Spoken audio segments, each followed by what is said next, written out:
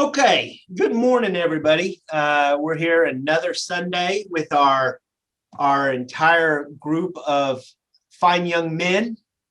By the way, any women that want to join us, feel free. Give me a holler. I'll send you the hyperlink. We'd love to have you participate. Anybody that wants to participate, I think I can have up to 40 screens or something like that. So feel free to join in anytime you want on Tuesday. Plus, this is a side benefit. Maybe if you participate today, you don't have to participate Sunday morning. Gives you a little extra time to sleep, get ready for church, that type of thing. I'm just throwing it out there. I don't know if God counts it and you're check marked or not, but it seems to me you might be. I'm just guessing. That's not scripture. I'm just guessing. Okay, we are continuing our study of Titus. Unfortunately, because I'm leading the discussion, we're moving at a frightfully slow pace. After 2 weeks, we basically made it to verse 7 of chapter 1. But I don't want to rush through this. And if we don't get to the end of Titus by the time I'm done teaching, that doesn't really bother me a whole lot. So we are talking about the qualifications, characteristics, traits, whatever word you want to use, for elders, which is particularly appropriate given where we are as a church and the things that we're going to be working on doing. I want to read 6, 7, 8, and 9 real quick, verse 1 again, just to give everybody context. And then I want to continue what we were doing at the end of class last week, and that is talking about each of these traits and what they mean to you. Because it may not be identical for all of us. It may have slightly different meanings. And I think it's important for all of us to kind of think about these things and what do these traits represent? What is God looking for in his elders? Okay, anyway, verse 6. An elder, and I'm reading from the NIV, an elder must be blameless, faithful to his wife, a man whose children believe and are not open to the charge of being wild and disobedient. Since an overseer manages God's household, he must be blameless, not overbearing, not quick-tempered, not given to drunkenness, not violent, not pursuing dishonest gain. Rather, he must be hospitable, one who loves what is good, who is self-controlled, upright, holy, and disciplined. He must hold firmly to the trustworthy message as it has been taught, so that he can encourage others by sound doctrine and refute those who oppose it. Okay, this is very similar to the list that we see in 1 Timothy, though it's not identical. Okay. We're going to take up in verse 7, since an overseer manages God's household, he must be blameless, not overbearing. We kind of touched on this real quick at the end of the class last time, but when we say a person's not to be overbearing, what does that mean? What does it mean to you? Just in general conversation, what would you guys say not overbearing means? My way or the highway. Okay. An overbearing person says my way or the highway, right? Okay. Anybody else got any, expansion on that concept? I mean, to me, it's just like you put a weight on someone that they can't not handle. You break somebody down by being overbearing. So someone that doesn't pull the full weight of who they are and as an elder, as a person on someone and break them. I think that, when you hear the word overbearing, I immediately think of somebody looming over somebody, and intimidating them. And I will tell you, as a person who has sometimes been accused of being overbearing, I find that it can happen unintentionally. For example, with myself, I get so passionate in the moment that I just go. And I just assume everybody's on my back and we're all going in the same direction. And it causes some people to feel like they can't comment, that they can't offer information, can't offer things to be a benefit. Why would being overbearing be a problem in an elder? What problems could crop up because of that? I think sometimes, another way I look at it is not being able to cut your losses, meaning you're so focused on getting something done, let's say at a given, time, but you have people to consider, right? And sometimes whatever you're after may take a little longer. So if you have that mentality of, I'm gonna get this done regardless of how people are feeling or if they want to give their input, then you can also be seen as overbearing in that way. And of course, then you can lose people, and we want everybody to be involved in whatever it is we're trying to do. So yeah, absolutely. It leads to a feeling of being disconnected and kind of not compassionate, not caring, about the people. You're just become ends oriented, right? You're just trying to get to an end, and no matter what happens, you're going to try to get to that end. And if people get lost along the way, it's just an acceptable casualty, and that's not something you'd want to see in an elder. Any other thoughts before we move on to the next one? I would like to just suggest that micromanagement does not allow for much personal growth and development. And I believe the elder's role is one of building people up and helping them to develop. And that certainly goes contrary to that. Overbearing does, I think. Yeah, right. It sometimes a person assumes all the responsibilities and then it leaves nothing for everybody else to do, and they don't grow. They're not being equipped. They're not becoming the workers in the field that everybody is called to be, right? It kind of becomes isolated in a few people. How about the next one? Not quick-tempered. That one seems kind of easy, right? What does it mean, though, that you don't have a temper or that you don't have anger ever? Is that what it means? To be not quick-tempered, does that mean you never have anger, that you never have outrage at something? No. No, But to go to your question a moment ago, you asked for some input. I learned a long time ago that I first started having people report to me and work for me and things like that, is that different people would try to wind you up, and they're doing it because some people just take a sick pleasure in doing it, unfortunately. And you can fall for it, and you can make some mistakes, burn a bridge or something that you didn't mean to burn.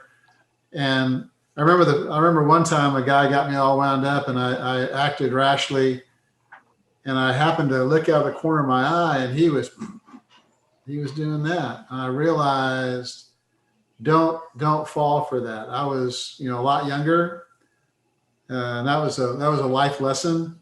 And so I think that's one of the things that you learn, is that people manipulate you and they take advantage of that. And so, Victor can speak to it. Some of you other guys that have been around for a while, maybe even as a younger man like Alberto can speak to it as well. That,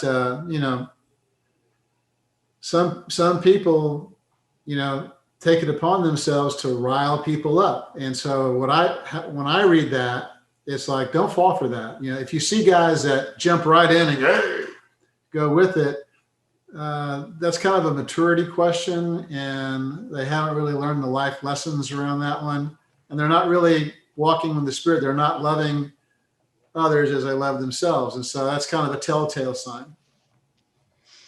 Yeah, I think that we can all point to examples in the Bible of righteous anger, where anger was able to be used for a purpose. But when it's talking about not being quick-tempered, in an elder, you're often going to have to deal with volatile situations. And if you don't have the maturity to control your temper and use your temper as opposed to it using you, I could see where that would be a problem on a regular basis.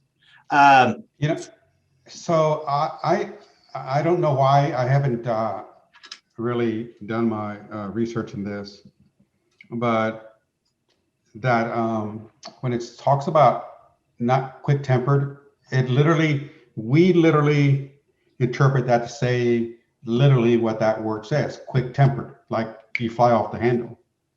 But when you actually look at the original Greek writing, it actually doesn't say like what we think where it says Greek quick-tempered. What it actually says is sort of like a bitter person that has this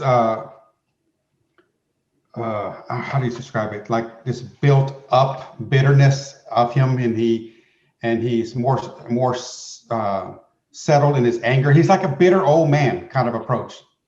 I actually have it right here. The Greek word is orgalos. Okay. I'm sure that's a horrible pronunciation, but all right. It speaks of a man who has a constant simmering anger and who nourishes his anger against others. Yeah. Close to the idea of a bitter man. Exactly what you said. In Strong's, it says irascible, soon angry. Yeah, it's like it's pent up all the time, pent up, just ready to get out of the cage, and then something sets it off. Yeah. And so, and I've known men like that, they're, but sometimes I've known guys, and I don't know, it's hard to tell. I've known guys like that, but when you talk to them one-on-one, they're good people, and in their mind, their explanation is, I'm not mad. And so sometimes it's hard for us to see that in ourselves, and anyway, I don't know where I was going with that. I was going to go somewhere. No, you're right though. It's somebody who's living in their anger is not going to make a good elder. Somebody who is motivated by their anger, who is driven, it keeps them warm at night. That's not the kind of person that's going to settle into being a good elder. The next one is not given to much drink. That's one that people like to argue about all the time, right? Because there was a time very much in the church when the church was very much a teetotaler church. It completely abstained from alcohol. And this always leads to a lot of discussion. When it says not much, does that mean, how much is not much? Obviously, a person who drinks to excess, who is drunk all the time, this would seem to disqualify them or make them an unlikely candidate to be an elder. It's kind of funny. It's clear to me from scripture, and it's clear from a cultural context, that people weren't abstaining from alcohol in the first century, right? That was not happening at all. I have found, though, that the cultural basis for drinking alcohol doesn't exist necessarily today. We have safe water, we have safe liquids that we can drink. And, with me personally, I have chosen to be a teetotaler, just looking at it from my perspective. I don't drink alcohol. And it's a choice I make because I'm a person of large appetites, which is well established. And I have genuine concern about my ability to make sure I'm not doing it to excess.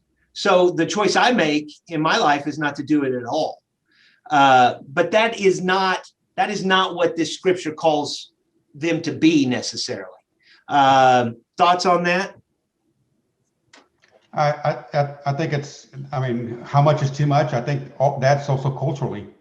What may be too much here in Texas may not be a lot, in Greece, because they just view it differently. So it's not. I don't think it's a rule that you can apply across the board. I know for us, I never thought that drinking was a sin. I literally believe scripture that just in excess. But I know for us, we never, for the years that we had kids in our house, we never did it. And for us, it was not only, the main reason for us was we never wanted to do something stupid that would put our kids in jeopardy, and or we weren't going to be around for them. And so I didn't want to put myself or us in a position where we would do something stupid and not be around for them. And so that was the big motivator for us. Well, I will tell you, working as a personal injury lawyer, seeing the effects of drunk driving makes it abundantly clear it's not a risk worth taking. If there's any question at all, it's not a risk worth taking. I've seen just too many deaths, too many injuries, too many lives that have been changed forever because of people who thought they were okay and were not. But I agree with you. It obviously does not mean no drink at all, not teetotaler, that word I like to use. But I do think it's again a person that's in control of their drinking as opposed to their drinking controlling them. It is once again one of those things that is a reflection of them being disciplined in how they approach that subject. This next one interests me. It's the not violent. The Greek word here actually not only meant physical violence, it came to mean also like browbeating, somebody who uses their words to intimidate somebody. I will tell you, as a lawyer, I'll sit in a deposition and there will be somebody in there that uses their voice, their inflection, their tone to intimidate people and try to use that to manipulate them for an outcome. And in those situations, I don't like it because you don't get to the truth. If somebody is scared in a conversation, like if I'm sitting here talking with you guys and you're scared that I'm going to berate you, scared I'm going to physically hurt you, what's going to happen from you? What's going to be your response to that person? Are you going to go ahead? Shut down. I'm just going to shut down. You're not going to participate. You're going to go their way, right? And that is obviously a dangerous quality in an elder, because it's not about finding God's way. It's not about finding the right answer through a deliberate fashion. It's about who speaks the loudest, who carries the biggest stick. And I think that's damaging in interpersonal relationships. But it's unfortunate though that I hate to say it, but it's unfortunate in America as Westerners, we almost look up to that. A lot of people look up to somebody that's strong and good and takes charge and control, and so we almost raise it to a level that maybe not that we shouldn't. And Americans do that, Westerners do that. Yeah, I think you're right, which is one of the key components we talked about last week, that this list of traits, this list of characteristics doesn't necessarily reflect, the what we would pick as leaders if we were out in the world. These are the leaders of God's church, not the leaders of a bank or a corporation or a nation, or a state or a county. These are we're coming at this from a different perspective, right? Any other thoughts on that before we move on? I don't know. I've just been around too many bullies in my life, and I just don't put up with it anymore. Yeah. It's people that intimidate others to get their way. If that's the kind of person that's being considered, then folks need to speak the truth in love about it, because you really don't want that person as your spiritual leader. It's not going to be healthy for the church, without question. And that's why we have these characteristics. I mean, it's to identify the best men for these leadership positions. And I think, well, this list is not exhaustive and it's not meant to be a checklist. I do think it is very educational on what you're looking for in a leader. Now, the next one, not greedy for money. What's the problem with somebody that's always looking at the money angle of something? what is their motivation? Power, money's power. Alberto? Yeah, I What was do you gonna think? say that, if they're all about that, I would assume that they're about that across all their areas in their life, right? So it's a thing that I possess, which puts me in a place to exert my authority over people. So, and the fact that all the things that God gives us, we're supposed to share with other people, right? Give first so you can be blessed. So if you want to hold this for yourself, you're not going to be effective at giving, of your time, your wealth, anything to others and keeping it to yourself. So those first three qualities of overbearing and violent, and I saw those as being ones that didn't allow for the other person to be involved, because we've talked about it. All three of those are ways to shut down the other input. This one with the dishonest gain is really which is your idol? What is it? God that you're idolizing and putting as your first, or gain? The dishonest gain, I don't think is really the point. It's what is the focus of your life? Is it those things, that money, again, that power maybe through that, or is it God that you're putting first? So, And I would add to that as an elder, your focus is supposed to be on things above, right? I mean, it's supposed to be on God things. And money's very much of this world. It's very much a worldly concept. And you got to question how much the world motivates somebody who is focused on the financial gains versus somebody who is generous with the things they have, like Alberto was talking about a little bit ago. Paul? Yeah, well, it also, another aspect of it is it goes to perception in the community around you and your license to operate in that community, if you will. Let's look at some of the televangelists that have gone off the rails with money. They disgrace themselves. They disgrace their church. They disgrace God and Jesus Christ and the Holy Spirit. They disgrace everybody. And so does it move forward the kingdom, or does it hurt the kingdom? Bottom line is it hurts the kingdom, because you might get the better end of the deal because you cheated, but everybody that got cheated, you just turned them away from your message, whatever your message is. Right. And that will be what people remember about you too, and ultimately, which goes back to the blameless attribute that we started this all off with. What does it mean to be hospitable? That's the next one. This one's always fascinated me. I did take a little bit of look at the Greek on this one, but what are your guys' thoughts on what does it mean to be hospitable?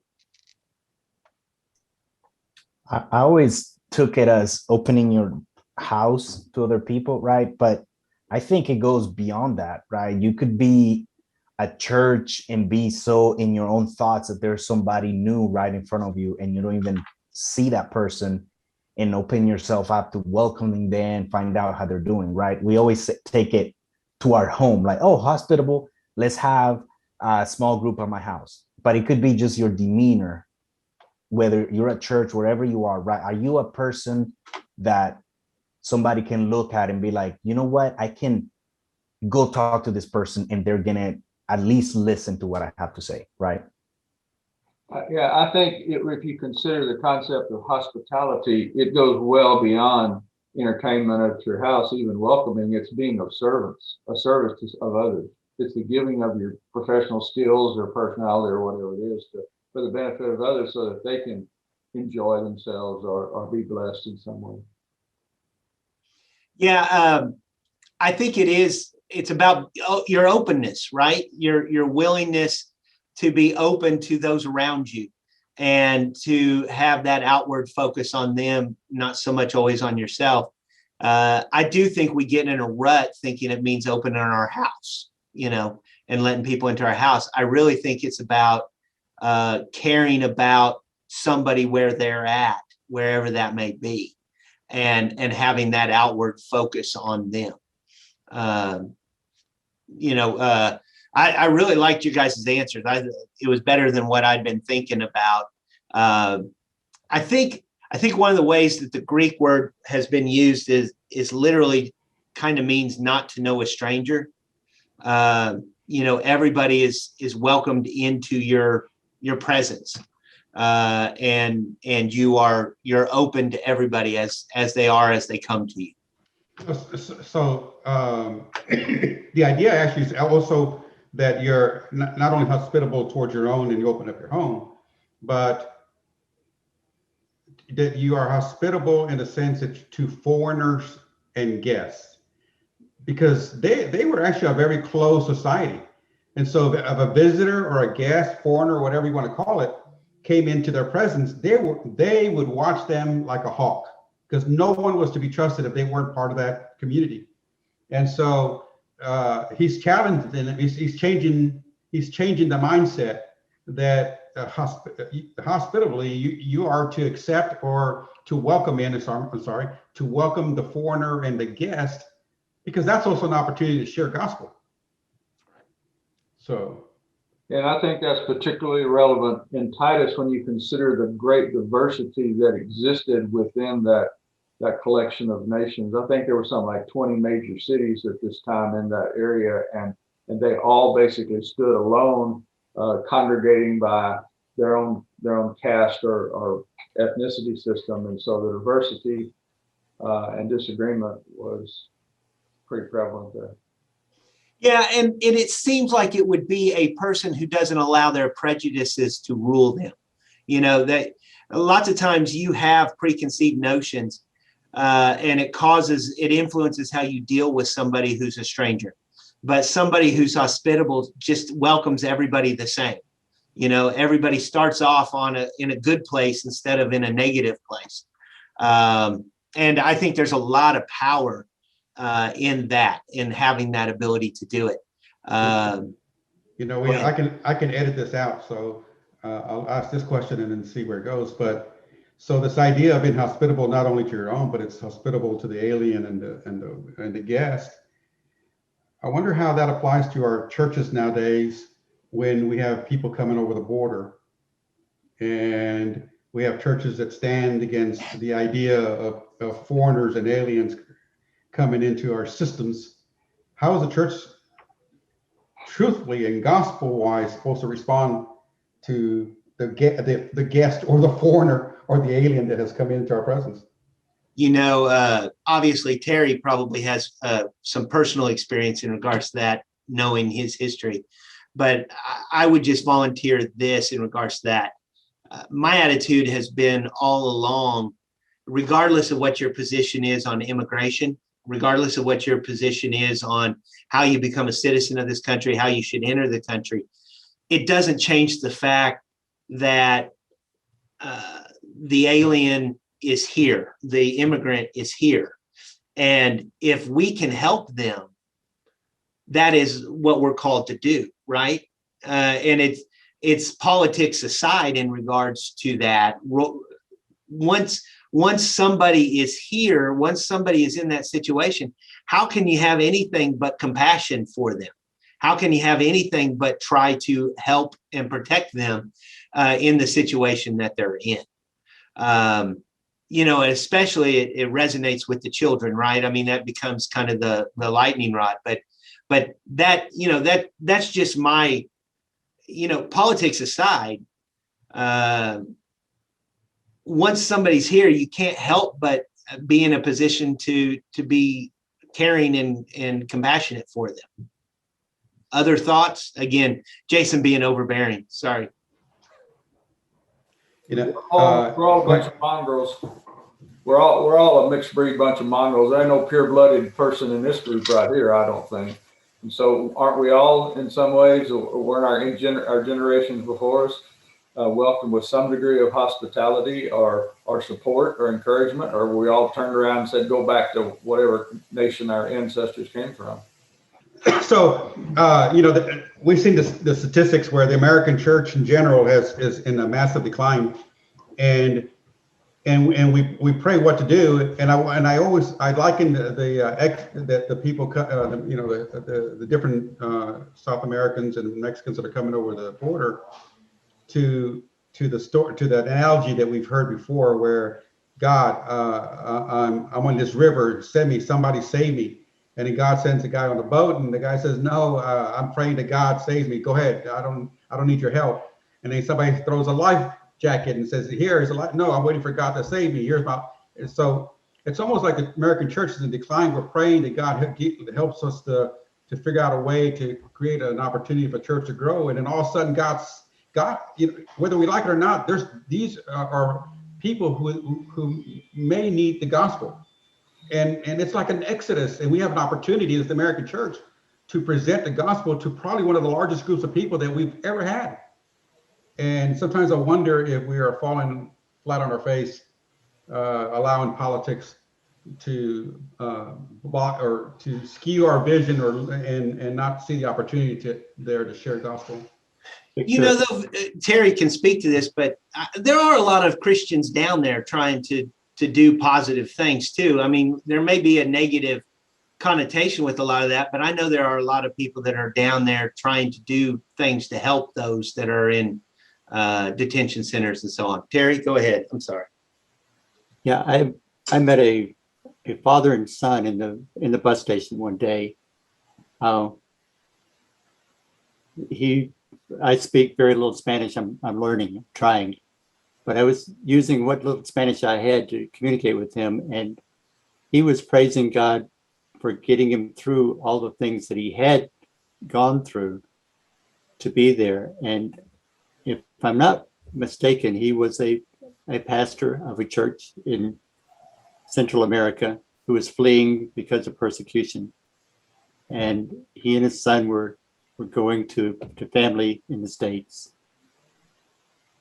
But that got back to this welcoming concept that I saw that day, of seeing someone who loved God, seeing in his eyes the love of God.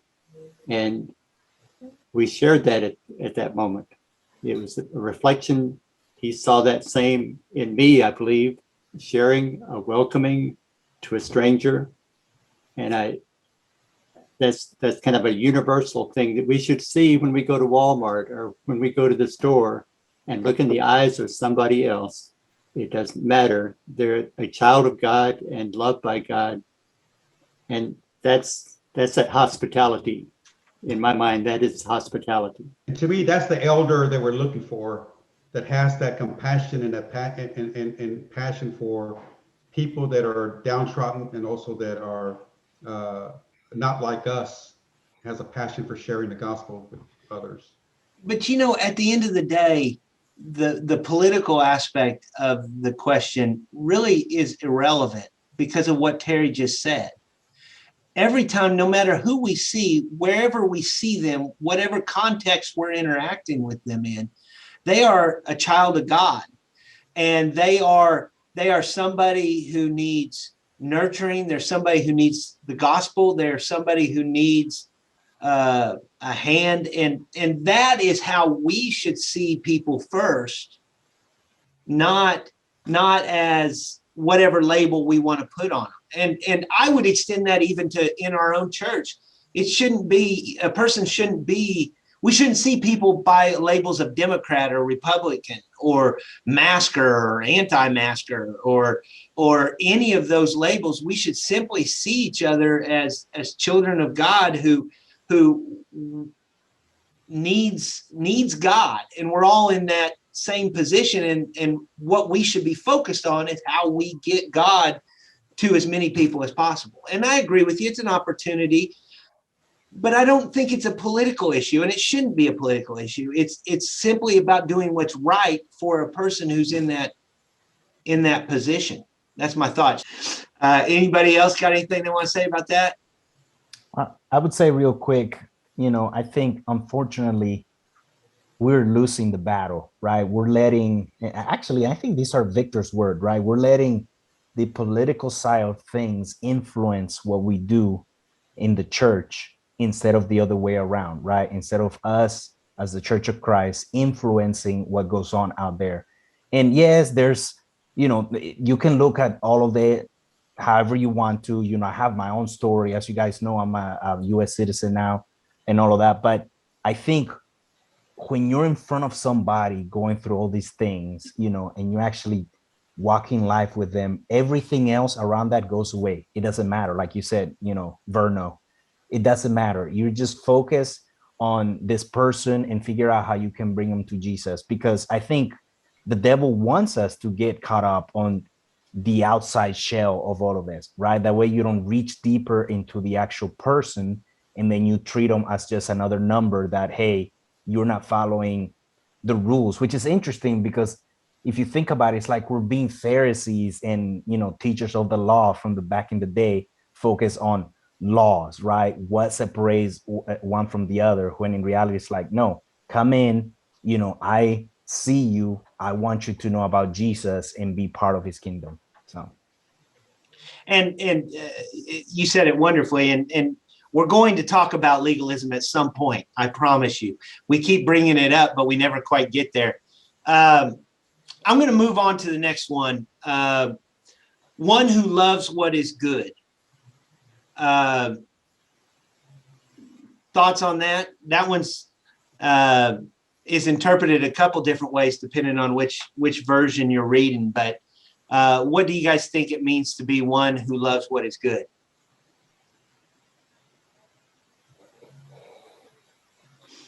Let me throw out, I think for me, it means on some level, you rejoice for others in when the right thing, when the good thing happens. It's not about you. It's not about what's best for you. It's about what is good. Even if it might mean hardship on you, you want what is good, and you accept what it is as being from God.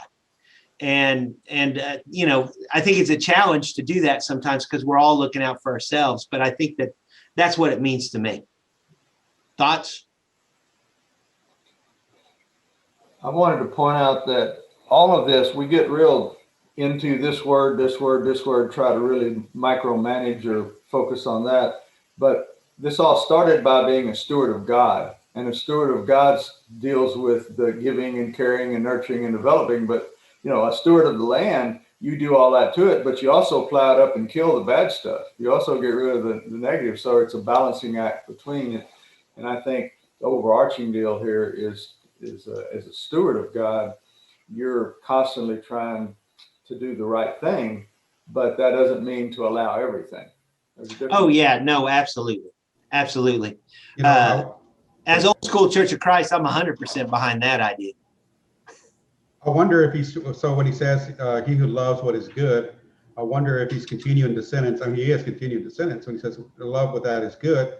And the good is self-control, upright, holy, and disciplined. It's almost like, be right with yourself, be right with God, be right with other people. And so I think maybe the good he's talking about are the following.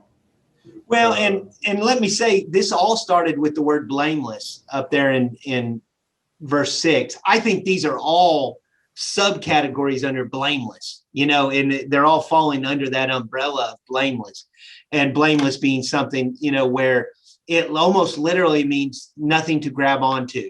There's nothing you can tear that person down over because they're not putting the bad things out in the world that people will grab onto. So if one who loves what is good is explained by the following words, what does it mean to be self-controlled? For me, the opposite of not being quick-tempered. Right. Yeah, it is kind of the other side of that coin, right? Yeah, I think that's what the next four is, just the flip side of what we just covered. What does it mean to be upright, holy, and disciplined. Those seem to really run together to me. Upright, holy, and disciplined. Well, I talk a lot. Somebody else want to talk? Okay, Victor, go ahead. Probably upright, good before others, not good standing with others, right with other people. Yeah, I'm trying to decide. I'm trying to decide as I'm talking. I'm going to give him a break and help him.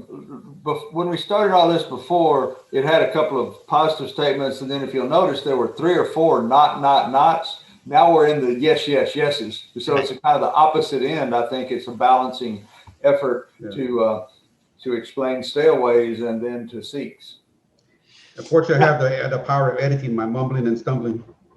It's the fruits of the Spirit followed by the works of the flesh, right? I mean, we're seeing the positive following the negative, and it's ultimately an attribute. But it all culminates with this verse 9 that says he must hold firmly to the trustworthy message as it been taught, so he can encourage others by sound doctrine and refute those who oppose it.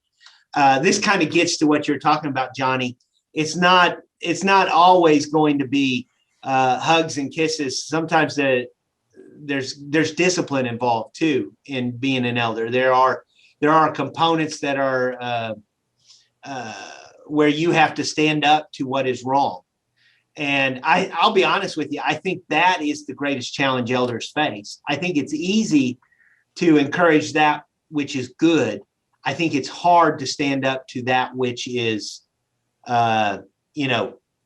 not sound doctrine. That's not right. And I think that's the hard thing to do a lot of times. Paul, you unmuted? I did. As I've mentioned before, I'm teaching Romans in my Thursday morning neighborhood men's Bible class up here. And I'll be teaching Romans 5 Thursday. The next week I'm teaching Romans 6. And, Paul wrote both of these 2 letters, right? Right. So I'm going to cheat, and I'm going to use Romans 6. Because Romans 6, Paul, the question says, well, if grace abounds, should we sin more such that there's even more grace? And Paul says, no. He starts walking you through, verse by verse. And so what he's saying is that, freedom in Christ, you're free to do what you ought to do, not what your body wants to do. It's what you ought to do. And so that's what those good things are, is you're lining up, and you just said it in Galatians with the fruits of the Spirit. But it does, no one's going to be sinless. No one is. You're going to have sin that you're going to have to deal with till the day you die. That's just the way it is, because our bodies crave it. But you can sin less, right? And you feel worse because you know that you shouldn't be doing that, and you decide to make a change and not letting sin control you. You want to be controlled by the Spirit and follow what where the Spirit is leading. And these are all things that line up with that, and also line up, with it. Paul is pretty seamless in all of his letters. He's teaching the same thing. He's having to prepare it differently for different audiences, but he's trying to walk them through it. And so, you've got, and Jason, you're exactly right. False teachers, we may not have Judaizers per se today, but we have plenty of folks that are bringing in, grace is not sufficient. You've got to do this too, because Jesus is not enough. His grace is not enough to save you. That still happens today. And as an elder, you have to stop that. And that's not easy, because unfortunately traditions become doctrine, and it becomes a point of faith. And if you're not doing this, you're going to hell. I've told the story from the pulpit many a day. I grew up in a non-class Church of Christ. In a non-class Church of Christ, class churches of Christ are going to hell. That's a fact. Now those churches today dying away. I don't think there's hardly any of them left. Not many. But their impact. No, it's not. Grace alone is not enough for your salvation. You got to do boom, boom, boom, boom, boom. It's the same thing that Paul's dealing with here. Yeah. If elders are not centered in what the Word says and what is there, then these things come in, and then they become ingrained in that congregation, and on the basis of that, anyone coming in that doesn't go with them on that, they are ostracized and ignored immediately, which goes back to your hospitality question from before. And so it's a big deal to be firm, to be strong in the Word and to deal with false teachers. And we're out of time. Victor's going to have to do some really good editing. But I kind of wanted to sum it up in this regard. We've been reading all these characteristics and traits. And I think at the end of the day, when we're looking for elders, I read what this guy wrote, and I kind of liked it. He said, does the man in question desire all these things with his whole heart? Does he desire all these things? And there's a second component to it, and that is, does that desire show itself in his life? Because it's not enough to have the desire without the maturity to manifest it at the same time. Those things work together. It's not just about talking about the right things that you want to do. It's also about actually doing those things. And, I prefer the word good as opposed to right, because I do think right sometimes throws us into that legalistic world. Next week, we're going to talk about legalism. And I really want to talk about the end of chapter 1 and move into the start of chapter 2. I'm going to try to streamline it a little bit. But that's what we're going to talk about next week. Think about, as you go home, think about this idea of, why is legalism something Paul spent so much time speaking out against? Why was it such a focal point of so many of his letters? And what are the things that we do today that may reflect how legalism still engaged in our Christian world, in our own church even? And these are hard questions, and they're scary questions on some level. And I think it's one of those things that has resulted in a lot of tension in the church, and has even manifested itself in the form of conflict in the church. So that's for next week. Thank you, everybody, for being here. We'll see you next week.